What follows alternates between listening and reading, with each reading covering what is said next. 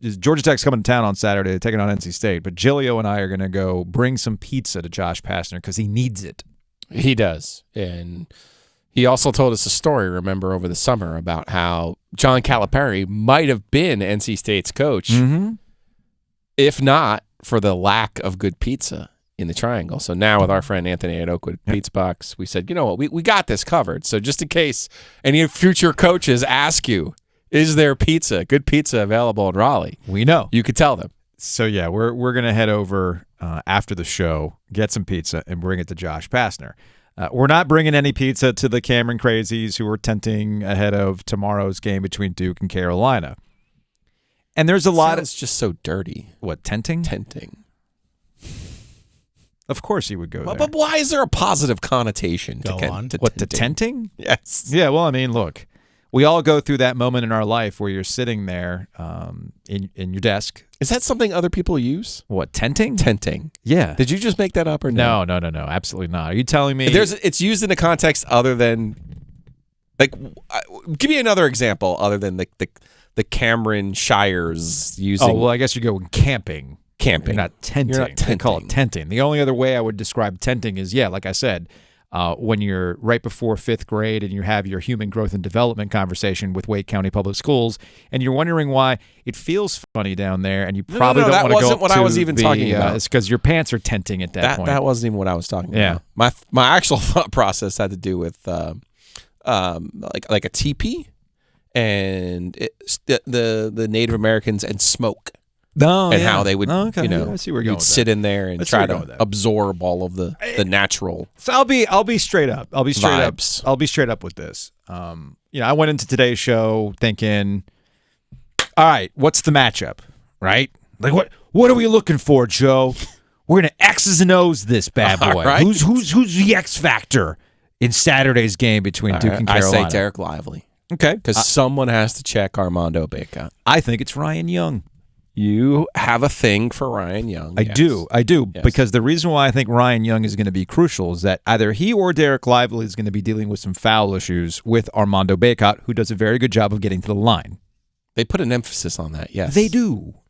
So I've heard. There's tendencies about Carolina getting play to matters. Yeah, there's some tendencies here. So the reason why I bring up Ryan Young is because, hey man, it's entirely possible that Derek Lively, who's new to this, versus Ryan Young, who's been around the block a few, not in this rivalry, but he's an older player, might be a little savvier in the interior than Derek Lively. That's all I'm saying. Or they'll both be out there. They'll both be out there. I think we're both in agreement on that. But I'm thinking, Caleb Love, he's clearly an X factor, right? Here are two teams that have been struggling to consistently hit from three, but you know who is consistent in the game between Duke and Carolina? Oh, Caleb Love. Caleb Love every is time absolutely consistent in the Duke-Carolina game. One of the biggest game. shots in the rivalry now. Owens one of them. But as I'm jotting these things down, and I'm thinking, all right, what are we going to talk about? Who's out there? Just break it down. It hit me. Does it even matter what happens Saturday? Of course it does. Does it? Yeah. Explain. I'm sure, but if the good people in New York had already invented sports talk radio in 1992 after Duke went back to back, the conversation would have been, oh my goodness, it's over. Dean Smith has been North Carolina's coach for 3 decades, and he only has one national title, and it was on a fluke play where downtown Freddie Brown threw it away. And then remember the time they had, the only coach who could stop Michael Jordan is Dean Smith, and Duke's gonna run away forever. Yeah. Very next year, Carolina, Dean Smith, 93, win the national championship. There's a response, okay?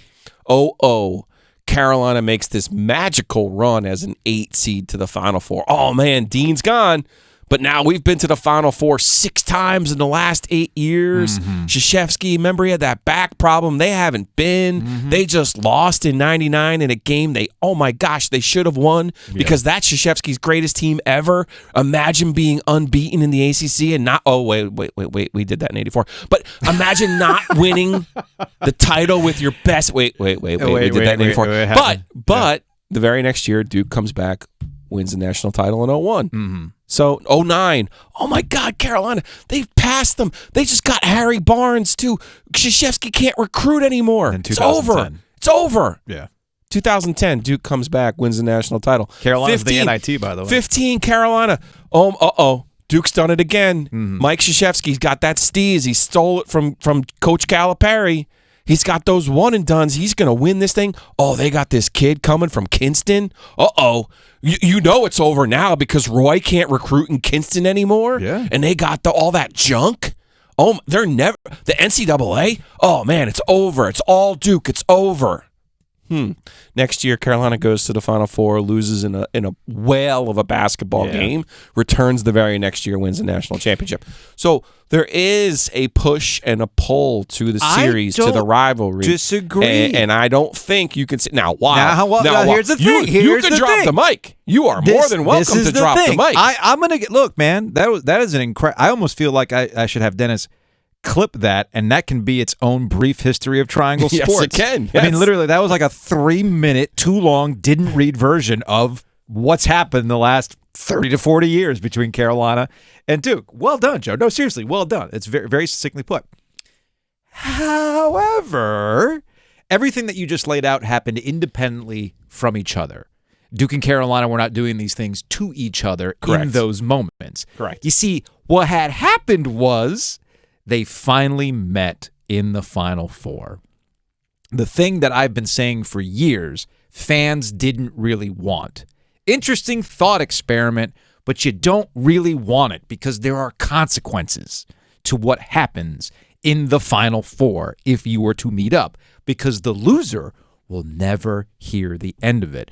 And when you throw on top of that, which is already complicated enough, the additional layer of, oh, by the way, you literally ended the rival coach's career, the one who's been there for 40 years, the one that you've really centered the rivalry on for decades, the one that is the constant, Dean, Roy, and all that, right? You sent him home sad on a golf cart out of that building in New Orleans, all right? So I'll read this tweet from a Carolina fan that I follow, Bluest Deuce. He goes by Mac Brown Fan Club membership chair. Quote, no matter what happens tomorrow, Carolina's trip to Cameron Indoor Stadium, the result will never atone/validate what occurred in New Orleans in April. And I retweeted it just with the simple, serious question. Is there a statute of limitations to what happened last season? And without fail, a lot of Carolina fans have said no. There's one wrinkle, though.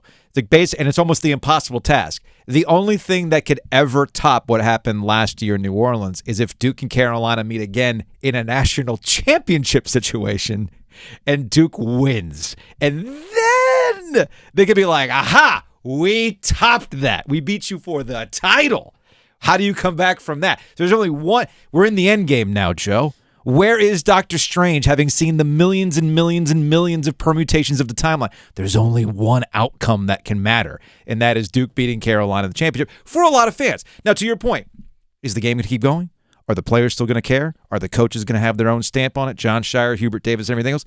Of course they are, but that's a separate conversation from the way fans talk about it. How long, you brought up Coach K's back. How long ago was that? 95. I was 16 years old, man.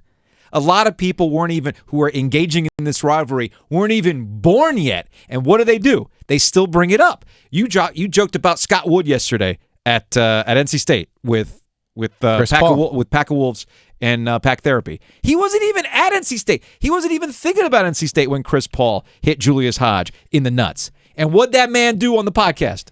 Referenced it. Right. It never goes away. So that's kind of where we're at. You know what tomorrow has?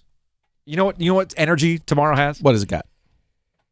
NFL, the Super Bowl happens, team wins, and then the NFL schedule makers We're go, open all right, the season. Let's do it. Thursday night, season opener, the rematch. There is no rematch.